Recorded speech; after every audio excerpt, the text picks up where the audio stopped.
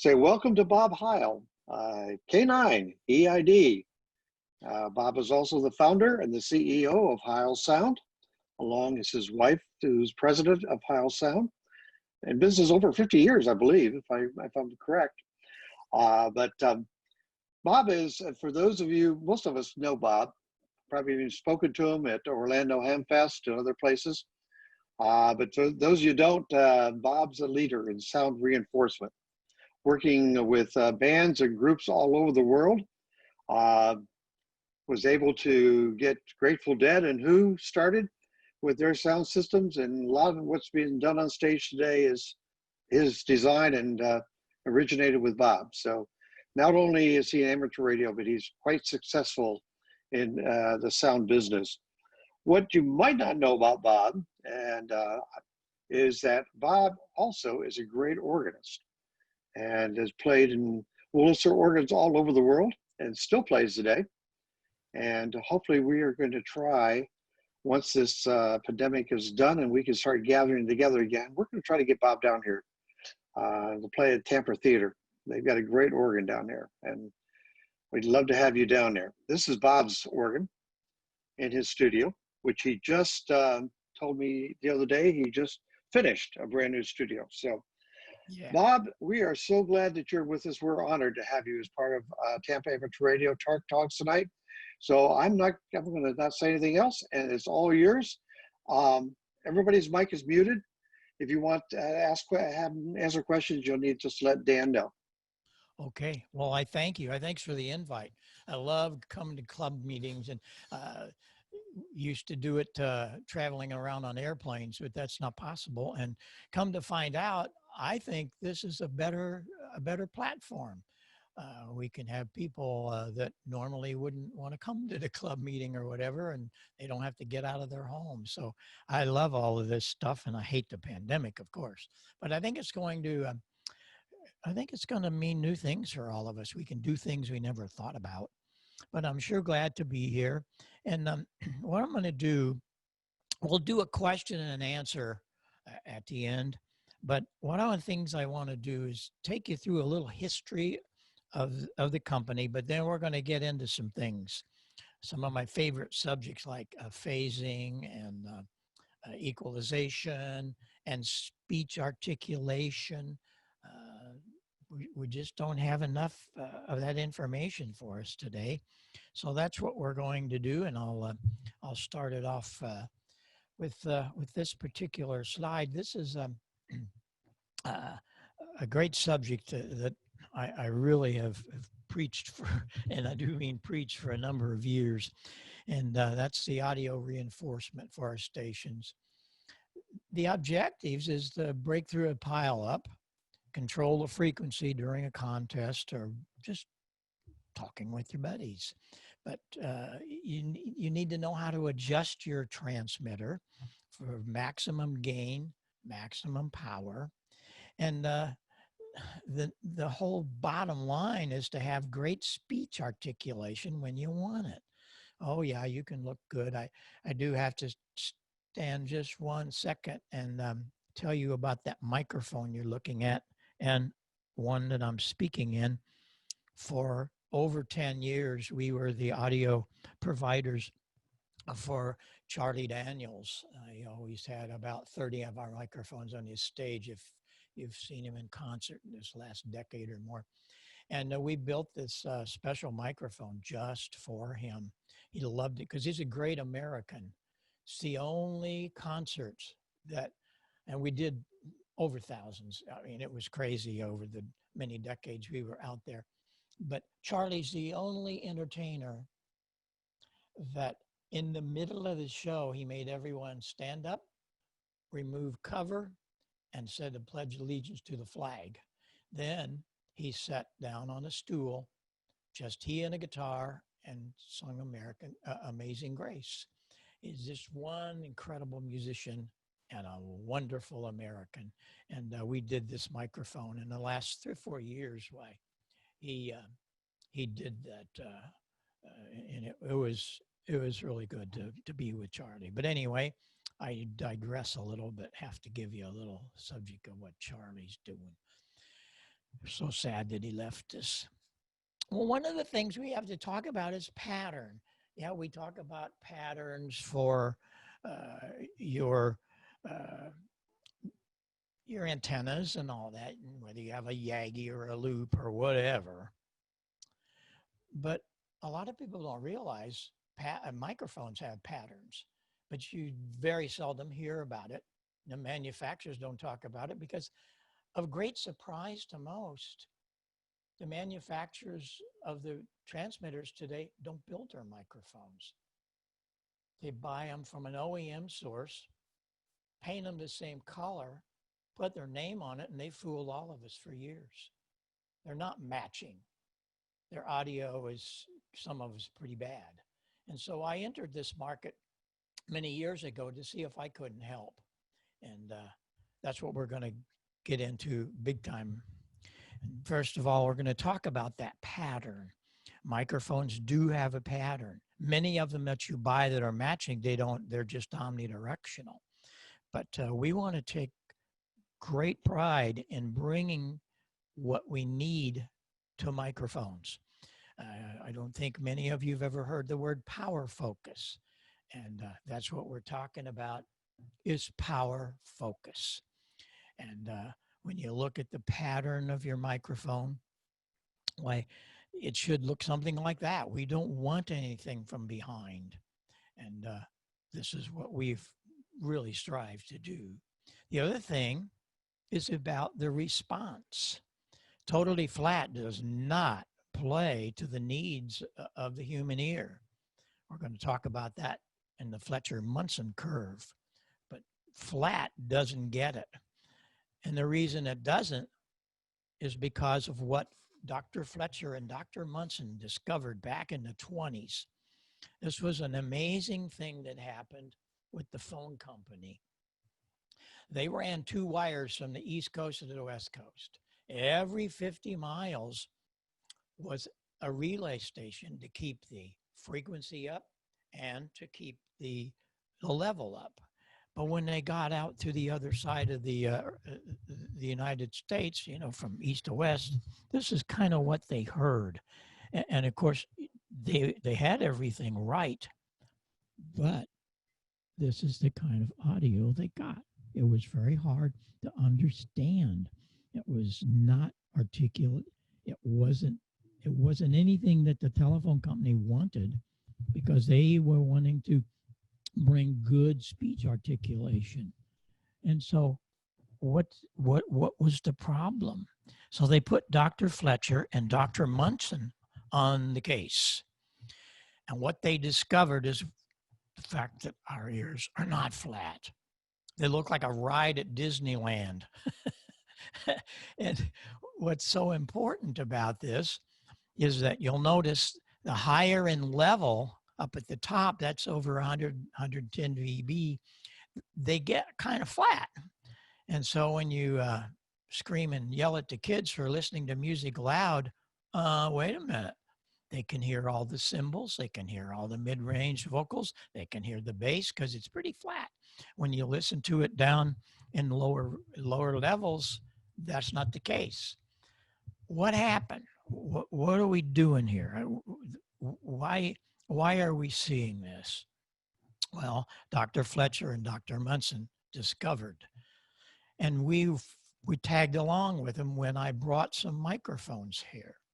What they discovered is something that, again, we don't hear people talk about. Our hearing, to be able to understand articulate syllables, the difference of an F and an S and a P and a B, that happens between 2 and 3K. So if you have a flat microphone, as I just told you a minute ago, we demonstrated this, there it is, flat. And the P and the B and an F and an S, it's hard to understand. So what I'm going to do is I'm going to bring up 2.5K. That's all I'm doing. I'm bringing up the 2.5 in the equalizer in my mixer. And I think you'll understand how much easier it is to understand what I'm saying with proper articulation. And from that, we build our microphones like that. First, we did the HC5. Now we have the HC7, and definitely not flat. But what happens is all the power that you generate from your transmitter is focused in that very articulate region of 2 to 3K. And we kind of like do it automatically for you. And so you don't have to have a whole bunch of equalization and all that, because we do the microphones like that. And this is very important, very, very important. Major de-expeditions for the past, since 1985, use our microphones. The new one, the Pro 7, has just really taken off in the last 6 or 7 years that we've had it. And it's an amazing product. And there's a few copies of it, but I'm sorry, they never make it. It's a copy. And what we wanted to do was to bring you a product that really played. And again, the microphone covers that really good, rich mid-range, so we don't have to do a lot of equalization. And we have a really neat thing with the speakers. The speakers are in a tuned cavity. And I learned how to do that from Paul Klipsch, the master of the folded horn. It was quite a story that Paul took me under his wing back in 1972 and taught me these many things about audio. And between that and ham radio, that's what's made my life, because we need to understand some of the science of all of this. This speaker we took outside in free air, checked the free air cone resonance, and then the cavity that we built for it resonates at that frequency. So the speaker is very efficient. The other thing I did is I built the baffle for it back into here so that the speaker is about that far from your ear. Why is that important? Well, if you have a hearing aid, this is vitally important, because if you have all other headsets, it takes that speaker and puts it right up against your head, and feedback is just imminent. There's nothing you can do about it. Well, we did something about it. We put about a 3/4 inch distance between the speaker cone and your ear, no feedback. It's an absolute marvel for people that are hard of hearing, or those like us that don't. It also has a balance left to right in case you have a hearing imbalance. But the main thing that it has that I'm very proud of is there you can see it, the phase switch. The only headset that has phase reversal. What do you need that for? Well, what happens with phase reversal is you can move things around in your head. And when you listen to pile up and you hear some little weakie back here, if you reverse the phase, he'll come up here. You can move signals around in your head acoustically. Nothing on the market has ever done that. And again, I learned this from some of the masters. I was very, very blessed to be able to work at Skywalker Ranch. I was into home theater big time for about 10 years. We were doing $200,000 and $300,000 rooms at the beginning of that.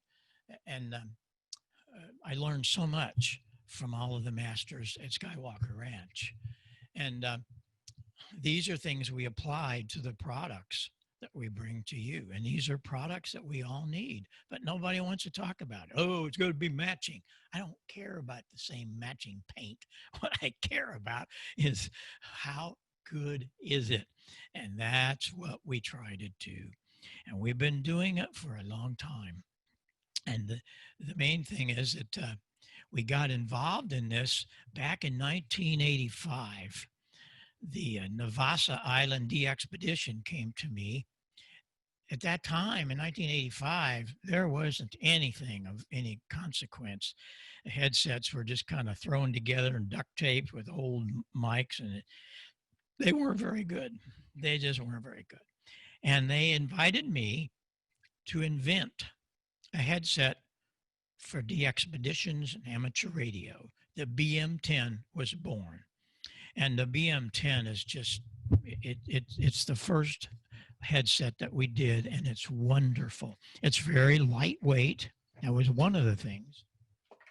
They gave me some instructions. They wanted things to be lightweight so they could take it in their DXpeditions, and so I did. And it's wonderful. Again, the element in it is very articulate. It's very lightweight. We still make it. And the kind of funny story with that, we took it off the market about, I don't know, it was maybe 10, 12 years ago. And there was such an outcry. I thought they were going to come and burn my plant down. So we had to put it back in the line. And it's been very successful. Along with it, we updated it a little bit with the new BM17. And again, these are all very articulate speaking microphones and lightweight. And so we're out there trying to help everybody. But then in 2006, my good friend Joe Walsh, we've been friends since the late 60s with the James Gang. Joe said, "You gotta build me a better microphone." Well, we did. He was using our gold line on stage. I couldn't believe it. I said, "Joe, it's not good enough." He's "Better my Shure." I said, "No, it's not." Well, come to find out, because I had never done that. Yeah, it was. And so what we did is we took the body of the gold line and we built an element that really played. And we'll get into that in a little bit. You'll be able to hear it. But again, these are things that we answered to the market. So then we wanted to build a microphone for the broadcasters. And we built this marvelous PR40. And again, it was things that I had learned from all of my mentors. And the microphone now is used by many, many radio stations and all kinds of artists. You know, the broadcasters are gone, they've gone crazy for the PR40.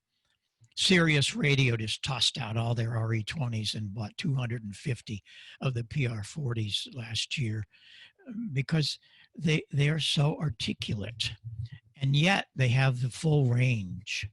And that was the whole thing about building a microphone. We wanted to build things that the market wanted. And so what we did is we came up with the PR40. And let's see, let me grab that real quick. Hang on.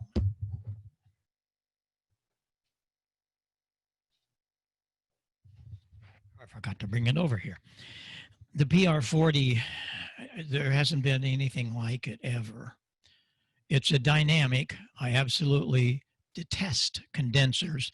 Condensers are a scourge of the earth. They shouldn't be here. They're too sensitive. You got to have phantom power. That's crazy. And they pick up everything in the room. And that's not what we need. So here, I'm going to unplug this.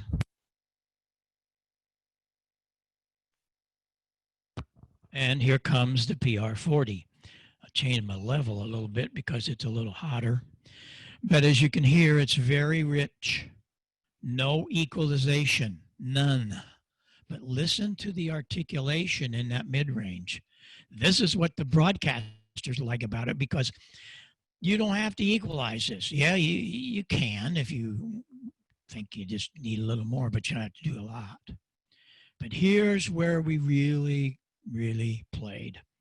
Joe said to me, "Hey, build that microphone so I don't have to be stuck in here." You know, you see these guys, they got the ball mic and they can't move. That's because if they moved, you wouldn't hear them. Well, we built one that you can move. If you're paying attention to the screen, I'm 90 degrees off. I go a full 180 degrees and it's still with me. That's unheard of. But then we did the amazing thing. It has 40 dB of rear rejection. 40. So when you speak in the back of it, nothing happens. It's gone. Oh, it still works. But it's 40 dB down. The broadcasters love it because usually they're sitting in front of a glass window for the producer that's behind, and that just reflects right back to the microphone. And on stages and all this, it's wonderful. How did I do that? I'm not an engineer, I'm a ham. And I listen pretty intently because I learned all that from tuning the pipe organs, theater organs, of course. Here is how we did this. This is a pretty amazing piece. Inside, you will see what I call a collection tube. And we have the lows, the mids, and highs. They all follow up the side. That's why we have the side panels. But every microphone out there except ours has just 4 little holes. 3 o'clock, 6 o'clock, 9 o'clock, 12 o'clock. 4 little holes.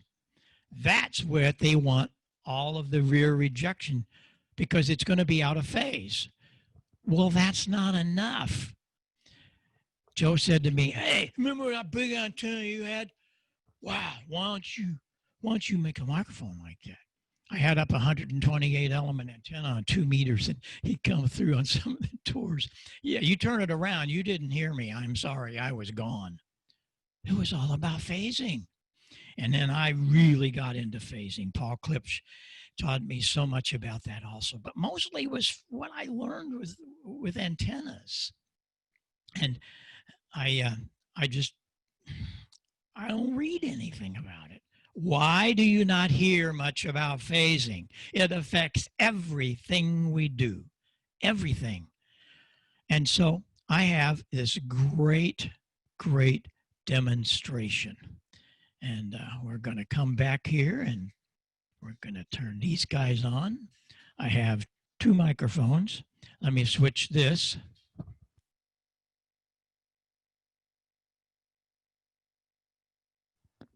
Okie dokie. Get these guys going. I have 2 microphones. These are our PR22s. There's only one problem or situation. This cable is wired out of phase. Pin 3 is hooked to 2 and 2 is hooked to 3 compared to this one. But they both sound the same. So what's the big deal, Heil? Well, the big deal is when you take 2 signals out of phase, what do you get? Nothing. The bomb could go. You can scream. Oh, they still work together. Because this one, when you speak in it, it's out of phase. The diaphragm's coming this way. Speak into this one, it's going that way. Put them together, well, it's 40 dB down. So that is what I used to get me started in building a really fine microphone. And all of ours will do that. But boy, I wish we had all night. And the reason I say that is we could get so involved in our equipment. How does your noise blanker work? How does your notch filter work? All of these things work because of phasing. How does your Yagi work? Dr. Yagi had a driven element and didn't have computers when he did that, but he figured it out mathematically. If he went on the boom so far and so long, he could get gain. Did another one, more gain. Another one, more gain. If he went behind, the length would be a little longer, but he could get rejection. That's how a Yagi works. Totally set on phasing. And again, you don't hear this, and I don't know why. there's so much that we need to learn in ham radio. It's all science. And I apply phasing to just about everything I do. In 1982, I came back into radio. I'd been off for about 12 years or more because I was on the road. So I wasn't involved in ham radio. That's back when things were really good. So I came back into radio, and what did I hear? What happened to my Art Collins audio? It's like, whoa. Oh, well, hey, we got this and we got that and we doing it. What? I couldn't believe it because this is kind of what I heard. Oh, I got my compressor on and boy, ain't I sounding good. Oh, this is really good, isn't it? No, it isn't. I can't understand you. Well, hey, Bill said I sound great. Well, maybe we need to talk to Bill. Let's get rid of that compressor. Let's get rid of all that bassy low end. Let's bring up some 2.5. That's so important to get the mid-range going.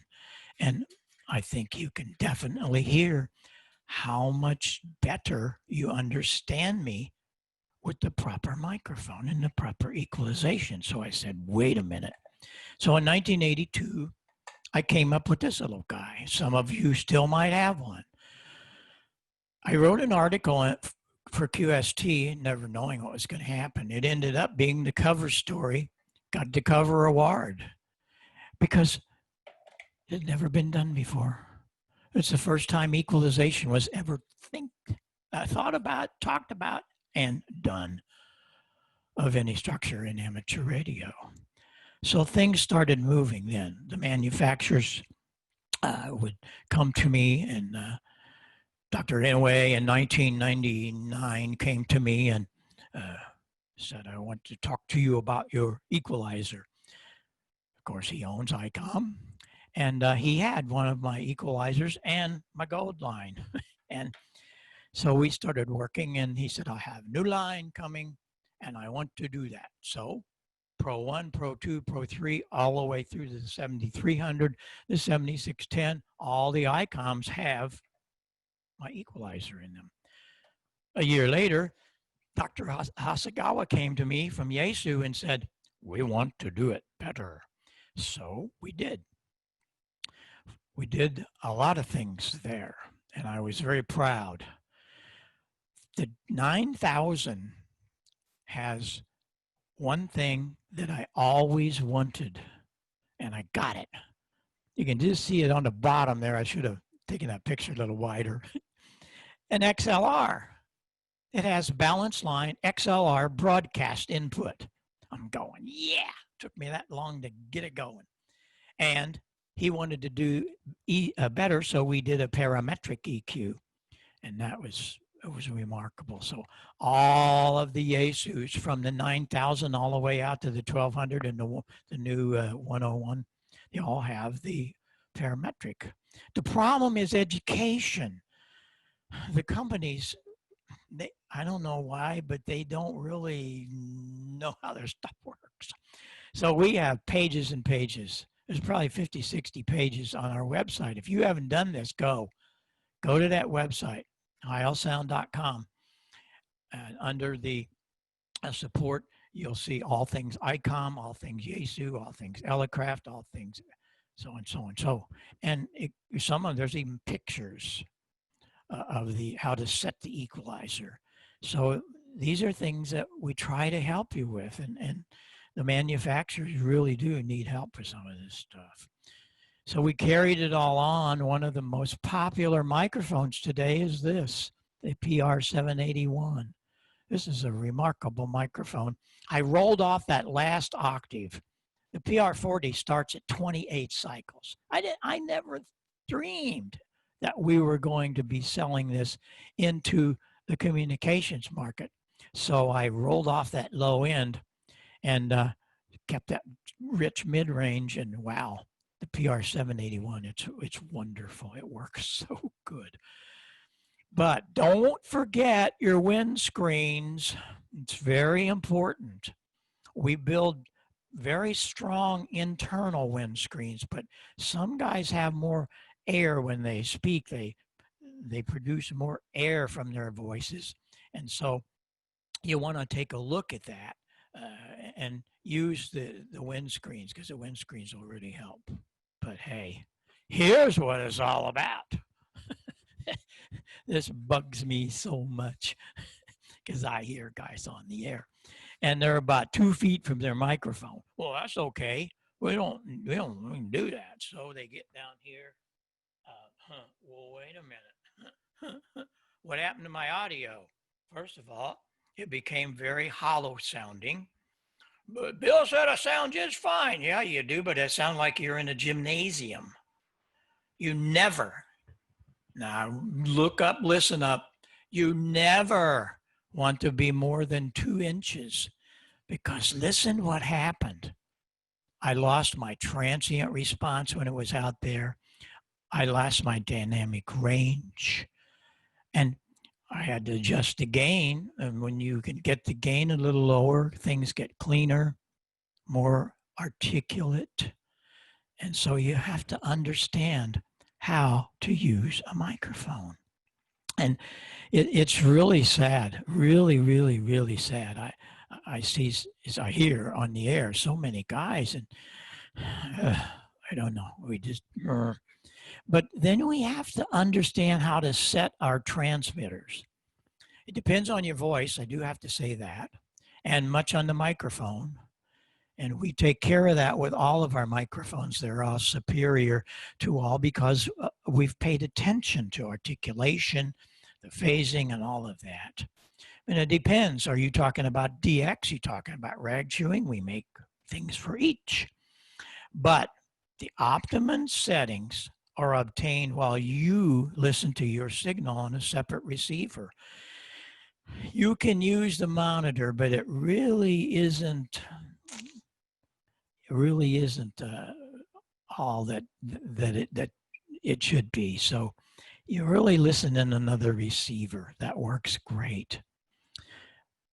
The Icom is a little different than most because they have a very low gain mic preamp. Their microphone preamps are about 10 dB down from Kenwood, Yaesu, Elecraft, Alinco, all of them, they're down. And they do that because they want to use an electric microphone. They also are the only transceiver that has phantom power. What do you need that for? Well, you don't with a dynamic. We have to put inside the dynamics, we install a decoupling capacitor so that DC voltage that's coming up the mic line does not reach the element, because you'd have a firestorm if that happened. So you don't want to do that.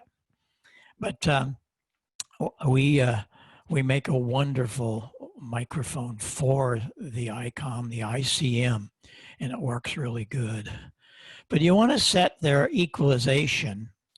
And there again, I designed it so I can tell you how it best works. I like to see the low end rolled off a little at -3 dB, the treble at +4. And I can show you very simply, very easily what we're talking about. Let me go back to here. Okay, there it is flat. And yeah, it's pretty and all that, but it's not real articulate. We want to be articulate. So we're going to roll off the low end and we're going to punch up the mid-range. And now we have a signal that's more articulate. You can understand those F, S's, P's, and B just by doing what I just showed you. Roll off that low end, punch up the mid-range. And you might want to set the compression a little bit, not much. You will get a little more gain in the Icoms with compression, but you don't need a whole lot of it. And you want to set it to narrow to peel back the bark on a tree, but I don't think that's necessary. I really don't. The Yaesu, it's totally different. In the Icom, you have two controls. You have a bass and a treble. Bass and treble, that's it. Yaesu has 9 controls. 9. And what happens, there are 3 filters. And usually I'll set the first filter in the low end so you can set the frequency. Usually I set it around 600 cycles, and then I go to the next knob and notch it, get rid of it. And the other one is bandwidth. Do I want it to cover an octave or 2 octaves? I usually set everything at 1 octave. So that first filter are going to be 160. Notch it. I want to get rid of some low end. Then the second filter, I take that up to about 1,000, 1,200 cycles. Increase it a little bit, but in some cases you have to decrease it and notch it depending on your voice and your microphone. But again, you have that ability. But the all-important one is the third filter. You set that frequency at 2.5 plus sometimes 8 or 10 dB, depends on how far you want to punch. And the last one is, again, 1 octave. And it's pretty simple when you see it that way. If you go to our website, it's all there for you. And we make sure that it's easy to do. And you can always, always email me. I'm always here to help you. I get sometimes 100 emails a day, and I love it because I love to help everybody. Because the manufacturers sometimes they just don't care, and it's really sad, very sad.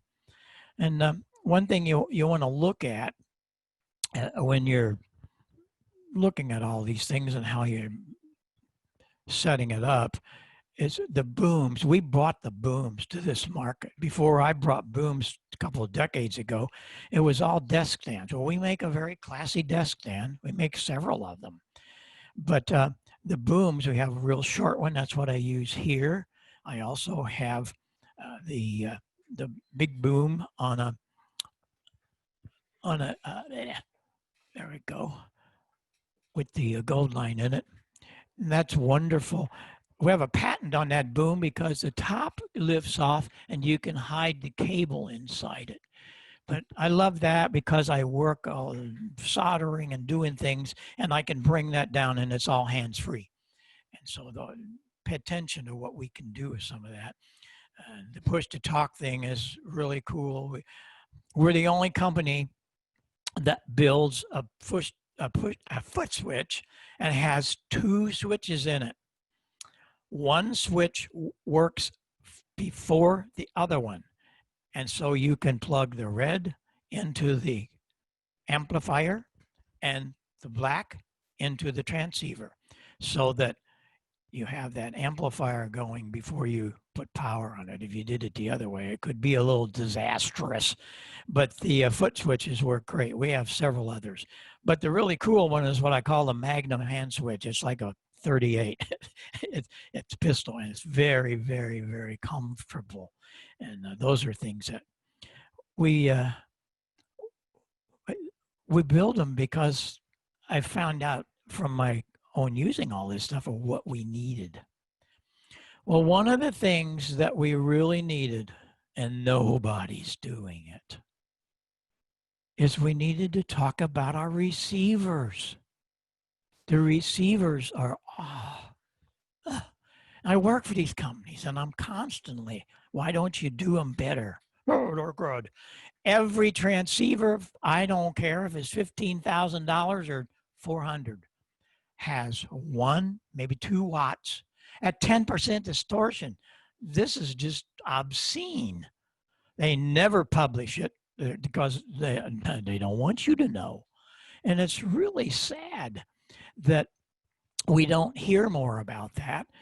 And then they're matching speakers, a 50-cent speaker on a box, charge $100 for it. Oh, but it's matching. Well, I did something about it. It took me a couple of years, but what we did is we came up with the new parametric receive system. This is one amazing thing for reception. You come out of your speaker out or your headphone out, or to come out of your DIN plug with just line level. Set the input level, there I see on the left, but you have 3 filters in here. The high filter I set at 160, or I'm sorry, 6K, I'm all right. Set that high, but then you can notch it or boost it at 6K. The low, I set that at 160, and you again can notch it or boost it. And it's very important that you have the ability to do that. But the mid-range is something special. It's a parametric mid-range, and you can adjust the frequency. If you can see this coming through, the knob on the left in the little box there, that knob allows us to go from 400 to 4K, and then the gain either plus or minus. You're going to discover that most of the time it's going to be about 2.5K and plus. And it's one of those things that nobody's ever done. Nobody. And the other thing that's good about it is there's 2 headphone amps, separate amplifiers, very low distortion.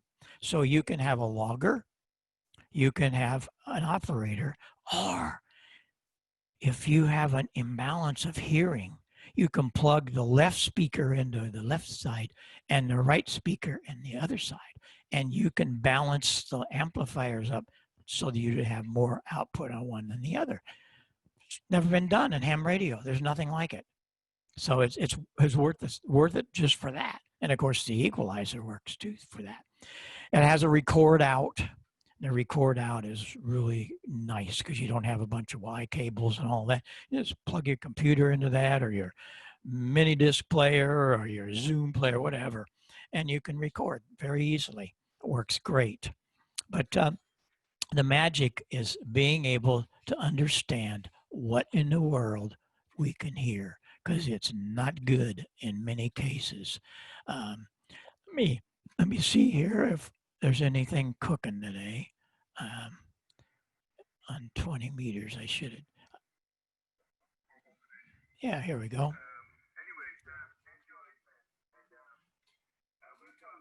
Let me move over here.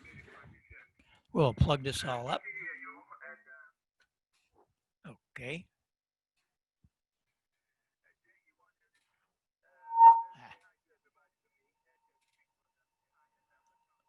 Okay, come on here.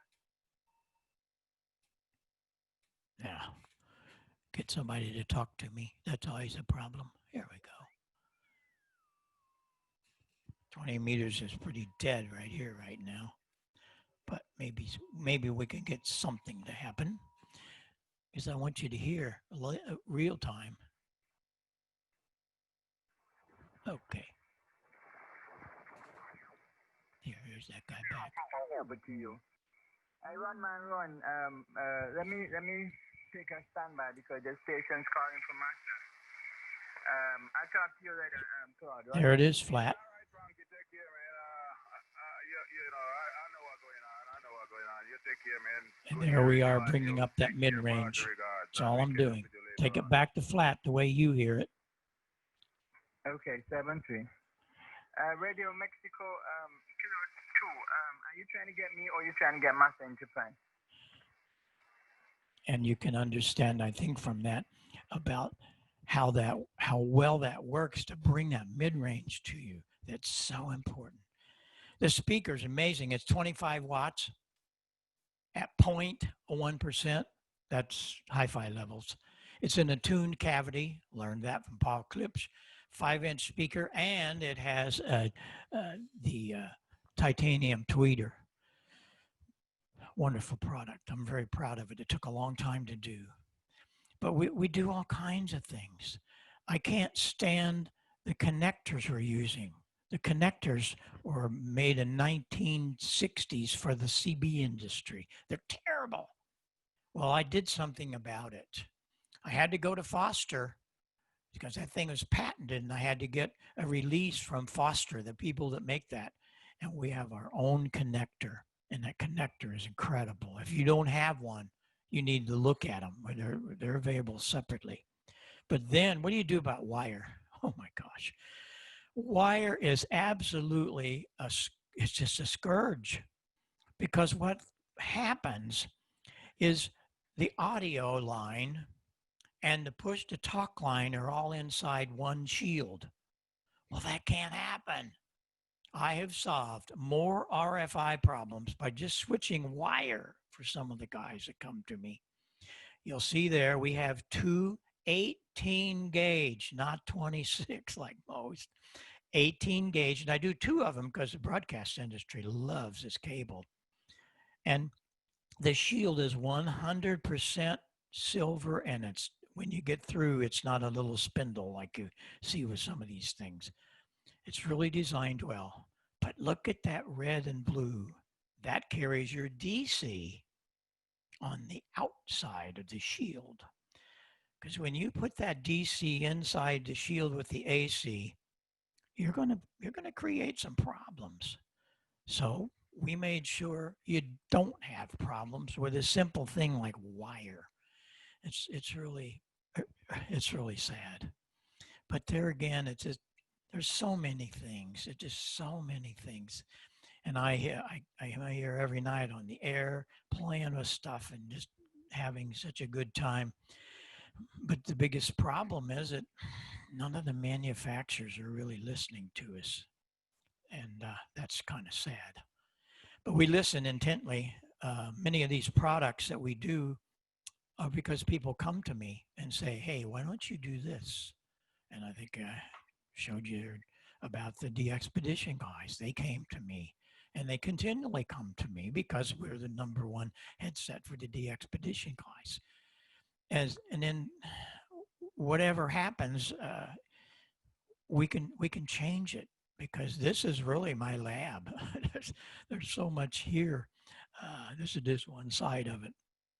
But I'm always here for you, and I hope that I hope everybody is watching our Ham Nation. We do a lot of things on Ham Nation. Doing a thing tomorrow night on how to put a coax connector on. What are you talking about, Heil? I've been doing it for years. I bet you were doing it wrong. I'll bet you. And that's not the way. You tune in tomorrow night or a Wednesday night, and you'll see what I'm talking about. I learned it from a CBS engineer when I was first on the air in 1956 with a Harvey Wells, which is still on the air over there. I met up with this guy, and he was on single sideband on 6 meters in 1956. That didn't happen, but he did it. And I was intrigued, and I was one of the few guys that he could talk to, because I figured out how to adjust the BFO on my Hallicrafters SX99, 6 meters now. And I became under his feet. I would visit him at KMOX radio, because I was playing the organ at the Fox Theater, and I'd have sometimes 3 or 4 hours in between the shows. So I'd go down to KMOX, and on the back benches, I learned a lot of stuff. That was one of them. And I couldn't believe how he did this, because nobody else I saw was doing it. He said, fine, look at this. And it just went crazy from there. I was one of the first 10 single sideband stations on 6 meters.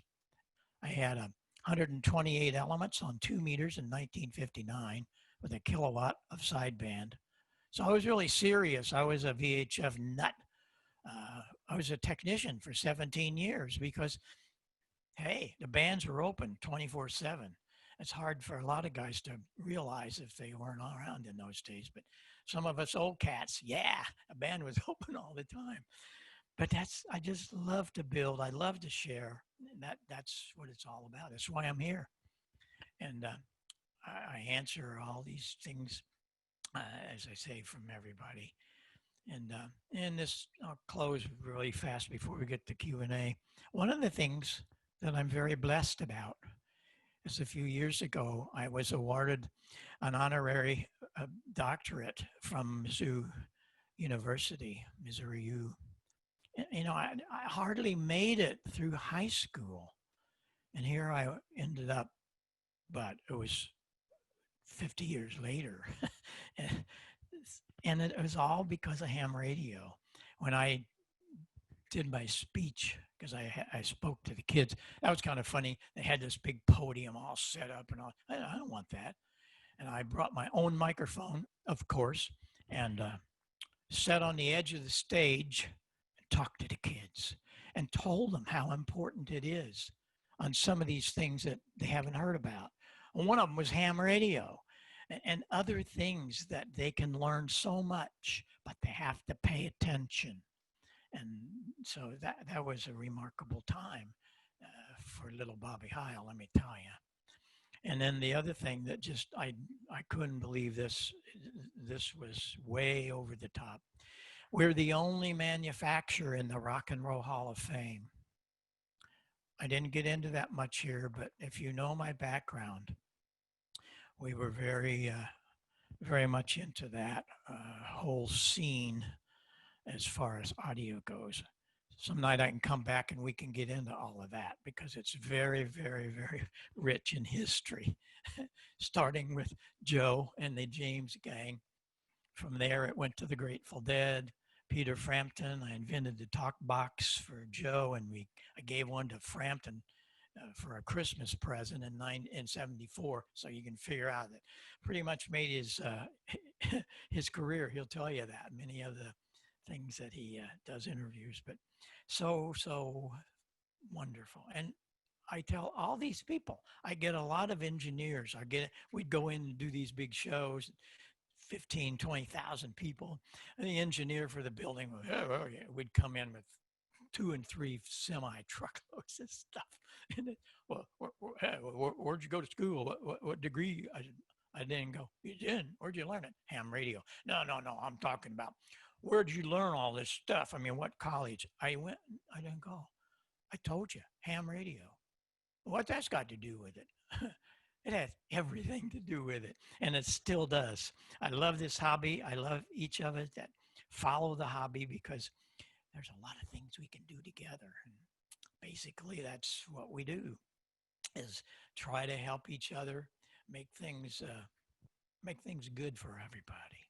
So Larry, if you have any question answers, I'd be glad to do that. And all fair game now, man. All right, Yeah. Bob, thank you. Dan, if you'll unmute some people, do you have a order there and we can ask questions? Here we get Pat Alpha Alpha Zero Oscar is the first. Go ahead, Pat, if you can unmute yourself. All right. Hi there. Thanks, Bob.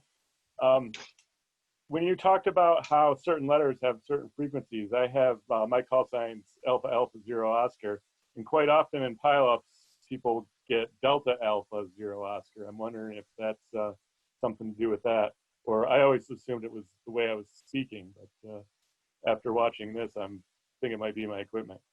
Well, it's a little of both. And I do have to say, I do not like phonetics.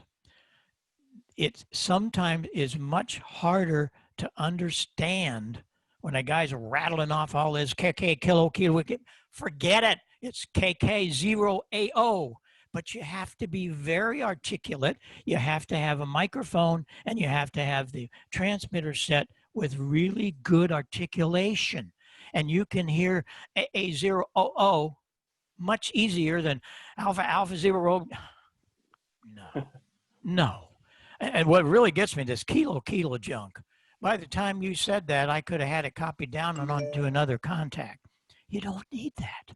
You need articulation, how to use a microphone. That's all you need. And you can do it in a whisper if it's right. But so many people have to get into all this articulation of kilo, whiskey, whatever. I know I'm going to get flamed for this. I do all the time. But I'm right. And you might just pay attention to how you address the microphone, how your transmitter is set. That has a lot to do with it. And be very articulate when you do say AA. You don't need alpha, alpha. AA, 0, O.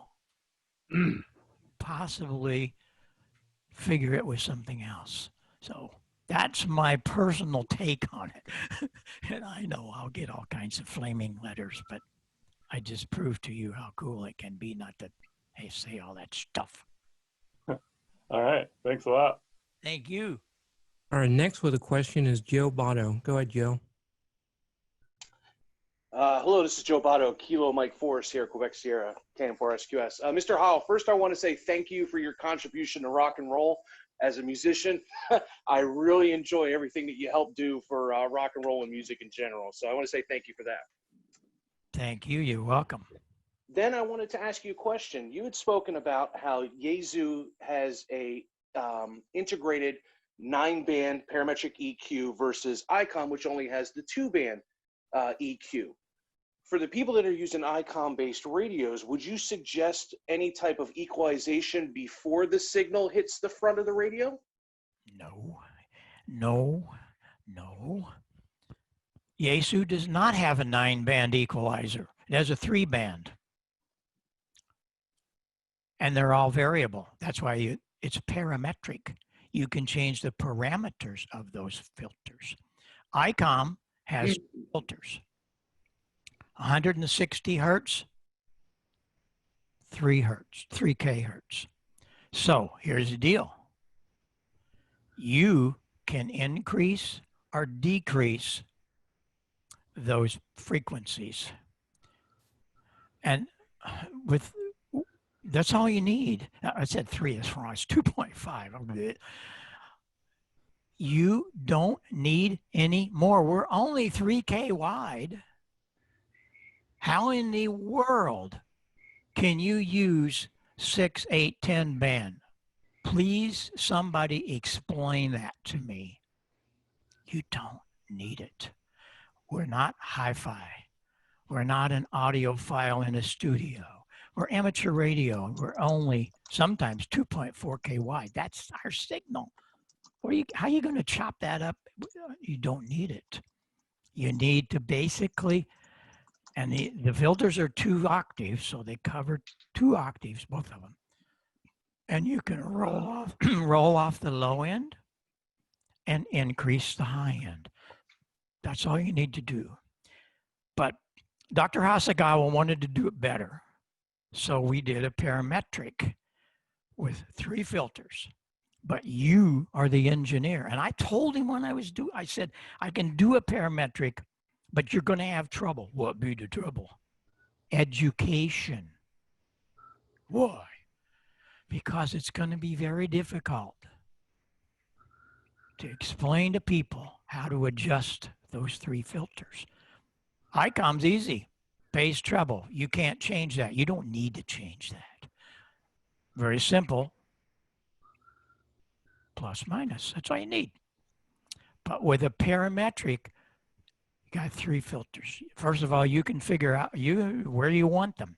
I usually set the first one at 160 hertz. It's like dialing in a radio. Dial up 160. Then you can dial I usually use an octave wide and then plus or minus. That's the first filter. And there are sometimes when I use my the ASUS, I only use 2 filters. I don't need anything else. But then I set my octave at 2 octaves wide, and it works fine. But the second filter, third filter, the third filter, and you can do whatever. You can make the third filter 160. You're the engineer. You're the guys. So you want to pay attention to what you're doing when you're setting those filters, but you certainly don't need any more with either one of them. They're quite fine if you have the right microphone and if you know how to adjust the microphone, and that's all you need. But I don't understand some of these. Gosh, I had a guy come to me not long ago, had a 31 band EQ. I think he bought at a yard sale. What are you going to do with that? if we're talking about audio in a studio, maybe, but not for ham radio. So you know, you're kind of lost. But I hope that helps you understand a little bit about that. The parametric thing is a little confusing, but once you get it under your belt, what you're doing, you go to my website under support. Look at that again on the Yaesu. Maybe that'll help you. Thank you, sir. I really do appreciate it.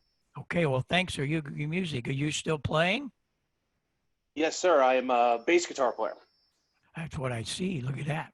Fender bass. All right. Yes, sir. And it's acoustic 360, the Russell Lee Special sitting behind me. Good stuff. Yeah, Talking about folded horns. We'll have to come back some night and get into all of that stuff. I was Yes, on sir. the road for so long, and I helped so many. And we did so many first that helped the industry. But here I am running around with the biggest drug addicts in the world. I've never tasted beaver. I've never smoked a cigarette, and this is the strongest thing I have is Dr. Pepper. But they all respected me, and especially a lot of them, because they would say, leave him alone, especially Townsend. He would say, the guy's got a soldering iron. He makes us sound great. And since he didn't have all the other, he can drive the truck.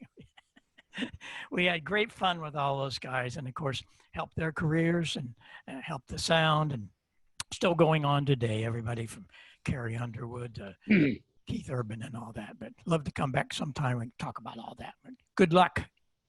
Thank you, sir. I appreciate it. Any other questions? If you'd like to unmute yourself and ask now.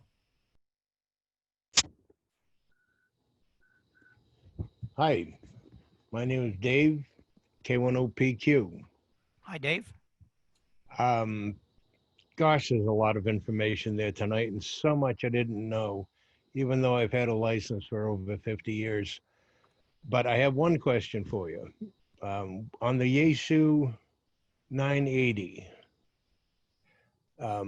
what would you recommend for a mic on that? We built a microphone for that called the HM12.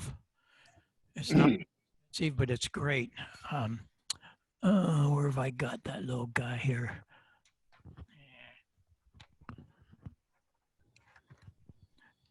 This microphone was built originally for Fox News in Chicago. It's a very different microphone, and it was quite expensive, but our contract was done. We built the things we needed. They wanted an interview mic. I had a handle about 2 feet long on it, and I had some of the elements, and I thought, what? And I put that together, and oh my gosh, whoa, it's really good. I mean, I use it on a lot of things. It's a very different element. Yeah, I know it's purple, but that's another thing for another day. How come I use so much purple? But the element, it's an open frame element, and there's nothing like it out there. And you'll see we got our own our foam filter there. We got another one in here. So sometimes you don't need a pop filter. Check it out, HM12. It's wonderful, and it's good for everything. Great. Thank you very much. Thank you so much for joining us tonight. I'll tell you, the information is just overwhelming. You did a great job, and we really appreciate you taking time tonight to be with Tampa Amateur Radio and our TARCTalks. And thank you for everyone to being with us. We've already started working on our next TARCTalks in 1 month, in August. So we will be announcing that. We'll have Dave, K9EID, talking about antenna phasing. And Bob, you kind of introduced that to us tonight. So we're excited about having it. Bob, any other comments before we call it a night?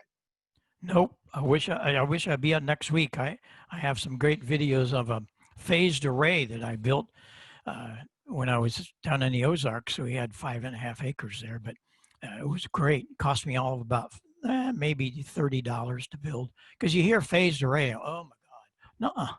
And I have real live tracks of things I made off air of how good it worked. Sometimes 15 dB front to back on 75 meters. Wow. and it didn't cost anything. It was all about where you put them, how high you put them, and how you switch it. And the switching was nothing. It was the delay line, the coax. That's what cost the money. But yeah, that's great stuff. Well, I'd love to come back and spend some time with you. Come back and we can fire that little baby up too if you want. So whatever you need, you call me. I'm always here, and I love sharing time with the clubs. So we'll continue on and go do some other things. I'm dreaming up some new microphone thingies. So who knows where it's going to go. Thank you, Bob, so much again. It's been an honor to have you tonight. Any other comments from anybody that is part of our group tonight before we end? Well, great. Thank you all for attending. We appreciate it. Have a great night. Okay. You guys take care. Thanks a lot. We'll talk soon.